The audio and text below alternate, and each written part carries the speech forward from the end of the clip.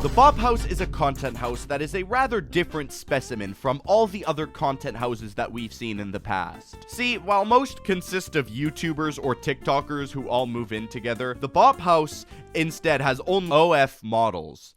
I almost slipped up. Now, the type of content that the Bop House likes to output is truly some of the most life-changing and innovative content I think I've ever seen on the internet. Is that a lollipop? Truly some generational stuff right there. So together, let's take a look once again at the Bop House.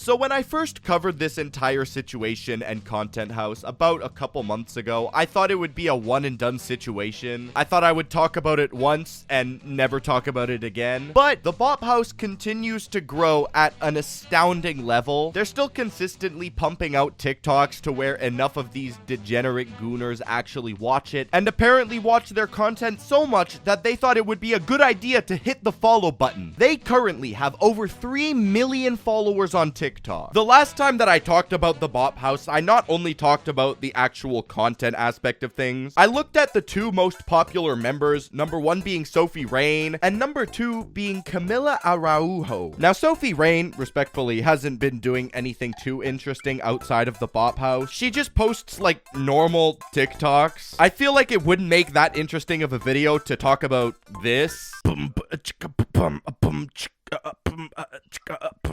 And honestly, the same thing really goes for Camila. She continues really just to post on her TikTok about, you know, her at the Super Bowl, sometimes the Bop House, which, I mean, cool, I guess. But she also does these little podcast clips where she has some of the most boring and mundane conversations I've ever heard in my life. In these clips, she almost always talks about something weirdly sexual without making it explicit outright, all the while sitting in a very specific position. But listen, Camila, let's just be so for real. I know exactly what you're doing here. I'm not an idiot. At a certain point, though, I can only hate for so long. I mean, bro, it's just that hustler's mindset. I gotta respect it. Now, terrible, boring, awful content aside, there have been some major outbreaks in the Bop House. Whoa! I hope you're just as excited as I am right now. Over this past week, I have done an insane amount of research. I've spent hours watching TikToks, boring podcasts, and even news articles to figure out exactly what has been going on.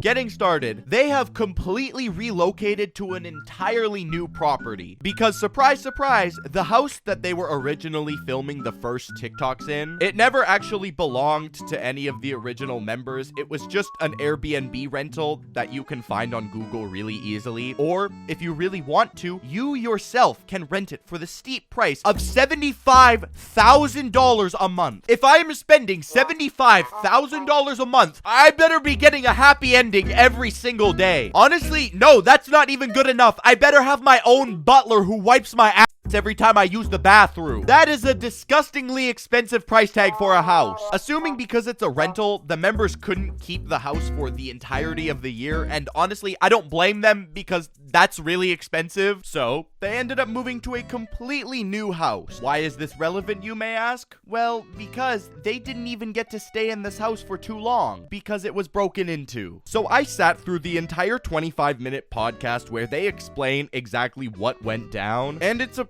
pretty messed up situation, honestly. So they start off by saying one of the reasons that they left the original house was because of the countless people that would pull up and just bother them. And eventually it got so bad to the point where they needed to hire security, but then just decided to leave the house because it was publicly available information. But then not even a month after moving in, it was broken into by this guy. On the little podcast thing that they do, Sophie Rain says that apparently this guy had been DMing her for months before actually breaking in, messaging her all types of weird things, almost as if he had been planning breaking in this entire time. This guy seems to be be one of the most degenerates of degenerate ever on the internet. He drove all the way from Texas to Florida to break into the Bop House, and once he was taken into custody, he told the police that his name was Connor Rain, insinuating that he was married to Sophie Rain. Genuinely, I have a headache trying to figure out how stupid this guy can possibly be to think that this is going to work. It's almost like he thinks it's some old Disney movie where if he follows the girl he likes around enough, maybe she'll fall in love with him. Yeah, I really hate to be the bad guy, buddy, but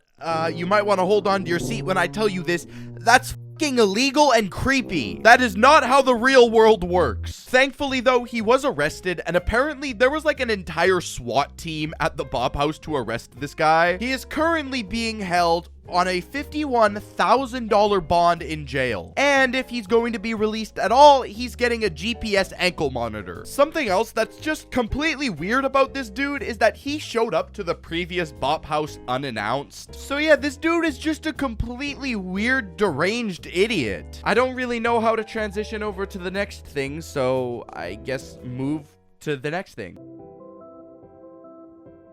Now, there is a very specific reason for why I wanted to talk about the Bop House again, and that is because at the end of my last Bop House video, I do mention the fact that it was becoming a trend specifically on TikTok for people to do an audition to join the Bop House. There were some goofy ones like someone's grandma auditioning to join, but then there was a TikToker named Piper Raquel. Something that's very important to keep in mind is that currently Piper is 17 years old, and a couple months ago, she posted on her TikTok, "This is my audition. If you know, you know," all the while using the soundbite that was popular with the audition trend. Now, I don't think that it takes a rocket scientist to put two and two together that this isn't okay. Now, after something like this happens, you'd think that the best possible thing the Bop House could have done is just not involve themselves with her. Well, imagine my surprise when they make a TikTok with Piper Raquel inviting her to their house. Now, I didn't watch all the videos that she was in because I would feel like I need to scrub my search history right after, but from the few videos I saw, it was all just innocent TikTok dances.